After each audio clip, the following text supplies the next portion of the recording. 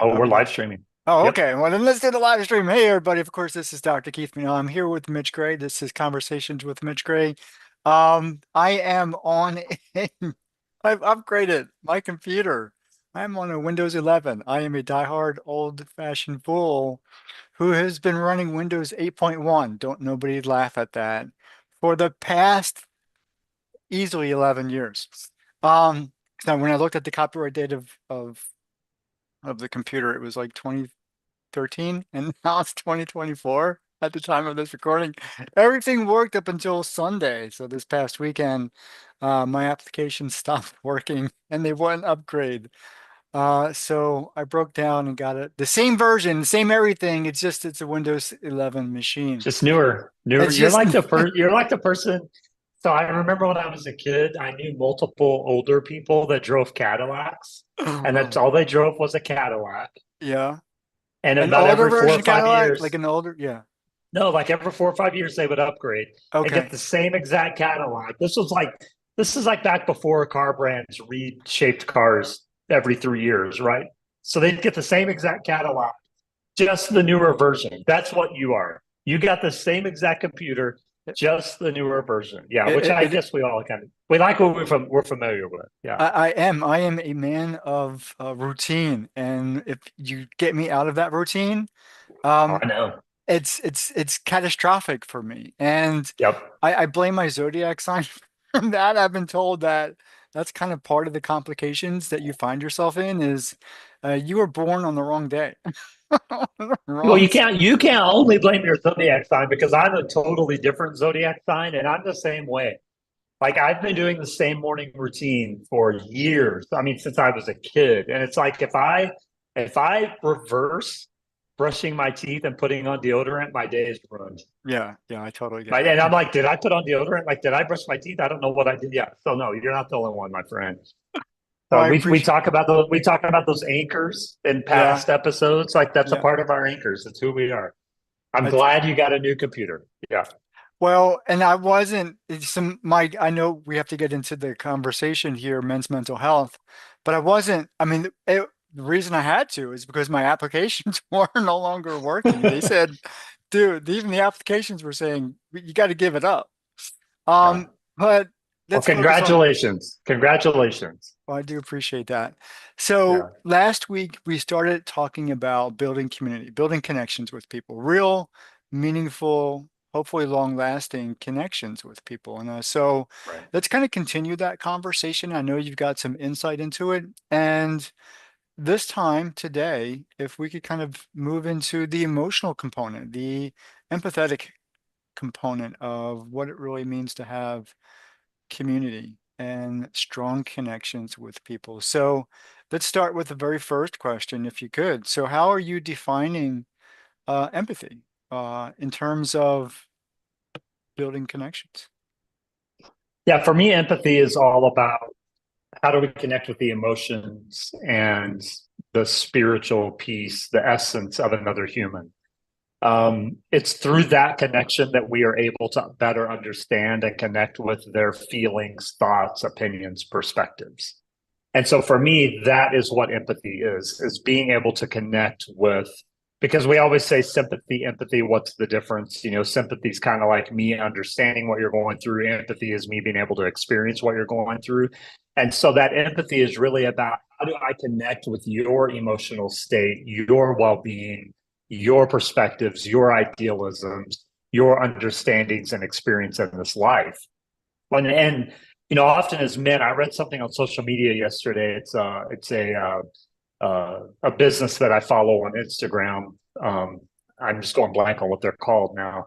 But anyway, they're all about because of some friends that they had lost to suicide. They started this brand, and they create T-shirts and hoodies and sweatshirts and caps that are about raising awareness for mental health. And they always post great stuff on Instagram about mental health. And one of the things they talked about yesterday was that men have been taught by the world to not express their emotions. And we've talked about that before. That was just a great reminder from their content. And I think what happens is because men are taught wrongly, that was the word they used. Men are wrongly taught by the world to not express their emotions. And that's true. We are taught that it's not manly. We man up Mhm. rather than speak up. We just be quiet and man up. And that is this mythological disconnector that says, I don't have to show you who I really am. I just have to tough my way through it. I grew up in the South. You pull yourself up by your bootstraps, you get back on the horse again, whatever, Mhm. weird Whatever term and metaphor, yeah. mythology that we want to use. But there's all these things that we're taught, and that's the opposite of empathy. And really, to understand empathy toward others, we have to start with empathy towards self. But that means we have to get to know ourselves. Last January, I was in a program about emotional intelligence, and one of the foundational pieces of work that we did was the teacher had us get a photograph of ourselves as a child and look at the photograph and talk to ourselves in the photograph as if we were talking to just a child, an innocent child. But then the other thing he had us do was have the child in the photograph talk to us, and we change our language based on what would that 11-year-old Mitchell say to 47-year-old Mitch, and how would 11-year-old Mitchell talk to Mitch. And then he had us do mirror work where we look in the mirror and we actually talk to ourselves like we're talking to that 11-year-old child. Some people call it kind of traditional inner child work, which it is, but it was really different to relearn the conversation based on the 11-year-old talking to the adult. Mm. But that's getting to know self. And what happens through all that is we begin to gain empathy toward ourselves and go, oh my gosh, no wonder you are where you are. No wonder you have self-defeating thoughts that you have. And so I reflect back, and again, growing up in the South on the farm around a bunch of country boys, I'm like, John, the country boy who's a farmer and a cowboy, is he going to do that self work? Because he's been taught to do the opposite. And that is just ignore it all and man up and not be empathetic toward himself. So then, how in the world is John ever going to be empathetic toward another person if they can't be empathetic toward self?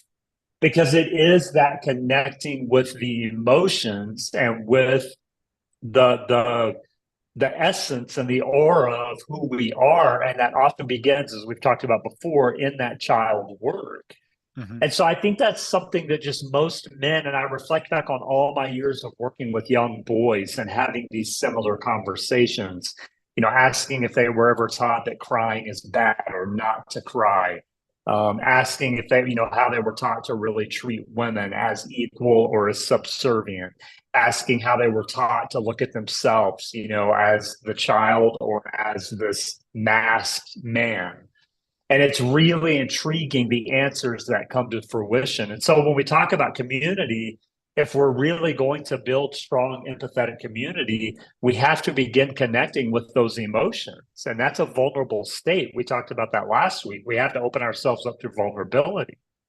So then the question becomes, how does that begin? And where does that start?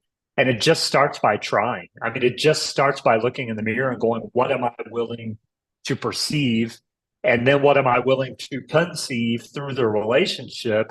And I think that's why so many, I can speak from experience, not from my own, but from so many other people I've worked with, why relationships in general really can struggle is because we forget that empathetic piece, that connective piece, that piece that says, I'm here for you through your emotion, no matter what. And I want to understand where you're coming from, but I also want to understand myself. In there was a lot there, and so didn't Yeah. want to be I wanted to be really careful how I proceed. Currently in my therapeutic training, or I'm not being trained as a therapist, but going through therapy, Your um, experience. Yeah. my experience in therapy, and just to kind of give context to that, PTSD, depression, and whatnot. And so, as of 2021, after my fifth suicide attempt, and as the story is, made significant and intentional decisions to not want to face that situation again, not want to be in isolation Right. with myself, and started connecting with people, started connecting with people on my professional network, my LinkedIn Yeah. network. We go back to these conversations to say it was important for me to do that because the one thing that I recognized was I didn't want to be alone anymore. I didn't want to Yeah. kind of face a situation that was, and it may have been if anybody else looked at the situation I was in, really, Keith, Sure. what, just do Sure. X, Y, Z, and magic's going to happen. But I'm not that. I was who I was, and so all of the negative thoughts, all of the experiences prior to that, everything kind of brings you to this point that says there's no moving forward. And so things have to change. And so for me to have to change, I had to figure out a lot about who I am and why Right. these repeated patterns of behavior and circumstance, continually occur. And I Sure. think, as you say, until we get in touch, not only with our emotions, but of course, cognitively, go back to that child, and in therapy, my therapist, and we've got to go back. Yeah. We've got to go Yeah. back. And the way she approaches it is really awesome. We do what's called timeline therapy. Maybe it's Hmm. it's similar to mirror or whatever that is that you experienced. Says you got to Hmm. go back. You got to go back to the situation, the trauma, and then kind of figure it out, and then kind of own that Yeah. space. And I'm not going to kind of go into the whole therapeutic process, but it's recognizing that something had happened, Hmm. something that was maybe, we talked about trauma, big T, little t trauma. It doesn't necessarily have to be earth-shattering trauma. It was just a repeated way of others telling you how to live Yes. life. Yes. It wasn't, Yes. as you had said, because you have this very unique way of approaching biblical verses, train up Hmm. a child in the way they should Hmm. go. Now, that's been, depending on which community, which people you talk to, Right. that may mean something different. But every time Sure. you say it, it's like you emphasize the word they, as in the Hmm. person. How learn about that person, learn about that Yes. child. And Yes. once you learn and understand who they are, what they are, you can teach them how Hmm. to grow up to become the person they need to Right. become, not what Right. you want them to become. Right. Yeah, it's that teaching specifically um, was one self-aware experience for me because I was taught it's train up a child in the way they should go, meaning train them in the way we believe, Yeah. Yeah. and And they'll and that's the follow, Chris. which is Yeah. which is the way traditional teachings usually teach it. And when I learned the true meaning of it, it was so eye-opening to me because when you talk about empathetic parenting or empathetic relationships, the most empathetic thing you can do is to empower someone in their perspective, belief, lean, bend, preferences, whatever that looks like. And what's also interesting to me is when you're talking about faith or trust, you have to have enough faith and trust in that person that they're going to figure it out along the way. All you're doing is providing a support system. And that's kind of interesting when we're talking about community, because we have to have enough faith and trust in the vulnerability Mhm. to open ourselves up to a community that someone is going to be there when we need them. Now, that someone could be a surprise. I mean, it may not be the person we thought was going to be there, and that's okay too. But Mhm. it's really that believing that when we open ourselves up, the universe will provide for us as it sees fit. We get really confused on the idea that we think it's going to work out a certain way. And we've talked about attachment, non-attachment, or detachment when we've talked about belief systems. But a belief is just simply a thought that we've put into practice. So the empowering thing about that is if that's to be true, that a belief is just a thought put into practice, we can change a thought. So if we can change a thought, we can change a belief. And so if we're talking about men's emotionalism and emotional health, we can say we believe one way and we were taught one way, but just like I had to do with that teaching, a role reversal of, oh, that's not necessarily how it has to be. And I questioned it. Then it became more applicable and more succinct when it came to raising my kids and empowering other people in general. And so as a community, when we're talking about that emotional state of being in that empathy, it's like, do I have the belief to say, I'm going to open myself up to you and just simply allow the cards to fall where they fall? Because there are going to be moments that people don't show up, but there are also going to be moments that people show up who we didn't expect to show up. And, you know, you and I've kind of joked about our relationship and how it got started. It was a total surprise, non-planned. It just kind of happened through a group called Quad Meets.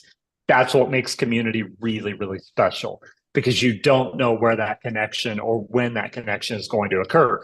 But what I can guarantee is if you never open yourself up, it won't occur. And you'll go through life in that isolation and in that darkness and without that empathetic connection. And that is just not a life to live. So the one thing that's back here in the back of my head in terms of how to approach this conversation, and even though we've kind of dug into, you've got to be in touch with yourself, you have to be vulnerable with yourself, you have to give yourself permission to see things differently. Yeah. The broader picture still has to be in place. For me, I broke. I was broken, Mm-hmm. Mm-hmm. and then Mm-hmm. I decided to break myself more in allowing myself to talk with people, Yeah. have conversations with people, Right. learn about people, learn Right. about their story, learn about what makes them tick, and then learn about what they did differently than who they were before. And I say Right. this all because this was, again, when we put this in context, this was the tail end of COVID, Mm-hmm. Mm-hmm. 2021. Life is still chaos, but for the global perspective, we're all kind of trying to refigure life out. At the personal perspective, you had to make sense of your own life again. Yeah. And that was critical. So Yeah. whether or not it was COVID related or COVID facilitated other things that had brought you to this point, Mm-hmm. people were trying to refigure life out for themselves Mm-hmm. in order Mm-hmm. to be at peace with themselves. And the conversations that I had, there was always the aspect of this emotional transition, this Right. emotional growth. Now, it may not have always been the vernacular to say, well, I did an emotional transformation. But if Right. you listen to the words that they were saying and you watched how they expressed them, so because people got angry with themselves, they got sad with themselves, they got frustrated with themselves, but they found through all of that, the love, the joy, and the peace of living a life that they wanted to live. Yeah. And that was fantastic. So I Right. think for men who hold themselves very closely, Mm-hmm. not wanting to become vulnerable, not wanting Mm-hmm. to appear weak, not wanting others to see who, like you said, who they really are inside, it's really Yeah. a shame because there's probably somebody really cool inside. Yeah. Yeah. And it's only when you allow yourself, give yourself permission to really figure that out. And I'll be honest, I'm still figuring out for myself. I have Sure. not I have not. Even it's been, you know, 3 years, a little bit Yeah. over 3 years. Um, I have not, I haven't figured out to say, oh, this is the Keith McNally I want to be. Yeah. I think there's more Keith McNallys out there that I'm going to transition Right. into, even though I like Right. the Keith McNally that's my name. It's right there in Right. Zoom. Right. Right. Even though I'm pretty good with the Keith McNally that I have become, Yeah. I know that there are better things. There are more people to talk to. There are more relationships to to manifest or Mhm. to nurture is Mhm. the word I was looking for. Um, Mhm. just incredible, Yeah. just incredible. Yeah. What I love most about your story, Keith, and what I think people can really take from your story, many things, but what I love most is your curiosity. I can think back from the time that you were experimenting in businesses to explore, what angles to explore, what people to contact, where to build relationships, how to build, like your curiosity in all of that is really a superpower. And we talked about that last week. That was one of the three steps that we gave in building community was being curious. And that's a real curiosity is a real childlike behavior that we're kind of stifled as we grow into adulthood. Don't be as curious. Don't go experiment. But that's who you are at your heart. You're an experimenter. You're a guy that enjoys the puzzle and the curiosity of it and how to build it and what to do and how now you've just shifted all of that into the people side. And that's been a really, really cool thing for me to watch and seeing your life unfold in this kind of new found Keith McNally I heard someone once say about money doesn't change you, it just amplifies who you are. Mm, And I think that's very similar to spirituality. Spirituality in the path to and this enlightenment that we're all seeking, it doesn't change you, it just amplifies who you already are. And that's what I've seen in your life is the curiosity is just rising to another level. And so that's what I would encourage people to really test themselves on is how curious are you becoming? How are you really experimenting in this life that we have and trying new things and trying new approaches and doing different things? But we kind of started the show with to kind of come full circle before we close out. We started the show with how we like our routines. And that's when routines can become the enemy is we enjoy our routine so much that we allow it to isolate us to a point that we are comfortable because it's more comfortable in the chaos than it is trying something new, or it's more comfortable in the routine than it is stepping out the front door and doing something that we've never done before. But once we get into the practice of curiosity, we then become open to those new things and those new ideas and meeting those new people. But it is the practice of curiosity that has to take place. so do I challenge you? Challenge me, because we'll So challenge the listeners as well. Yeah. so what comes first? The toothbrush or the Oh, I'm not deodorant? changing that routine. You're Oh, not changing me. okay. No, that's not the challenge. I thought it was going to be. No, I'm not changing. That's my anchor. Those are my anchors. I'm not changing those yet. Yeah. Okay, No, okay. because part of the reason that routine is important is I'll forget. Like that's when routines are good, is it helps you remember. Yeah, no, I'll forget, and then I'll stink all day with either bad breath or sweaty armpits, and people won't enjoy that. That'll be no go. Okay. Okay. Well, I just wanted to make sure that we were talking on the same page because my routine is to get up and walk. And so Yeah. now it's a marathon 12 miles a day. Okay. So with that No, being said, those routines can empower. They can empower. Just don't let okay. them become the enemy. Yeah, yeah, yeah. Okay. So you're going to stay smelling good and I'm going to Yep, stay yep. exercising good. Exercising and we're good. Yep. And for the rest, we're going to see you. We're not actually sure when because Mitch's schedule is going to change. We're just not sure how it's going to change just yet. And so we're going to keep you updated. This is I'm talking to the audience, of course. So with that, Mitch Gray, it's always good to have a conversation with you on Conversations with Mitch Gray. This is Dr. Keith McNally, and we'll see you next time. Take care.